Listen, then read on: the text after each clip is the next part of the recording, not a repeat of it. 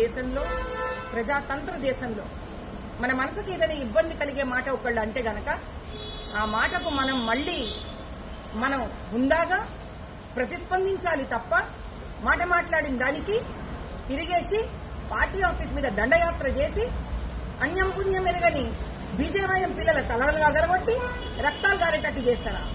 నేను ఒకటే మాట అడుగుతా ముఖ్యమంత్రి గారిని, రేవంత్ రెడ్డి గారు, మరి సమాంతం మీద కమెంట్ చేసిన మీ పార్టీ స్త్రీ మనుషులు ఎవరి తలలు వగలగొట్టిండ్రు? మీ కాంగ్రెస్ కార్యకర్తలు ఏ కాంగ్రెస్ పార్టీ మీద దండయాత్ర చేసిండ్రు అంటే అప్పుడు వినిపించలేదా మీకు? దీనికి ముఖ్యమంత్రి సమాధానం చెప్పి తీరాలి.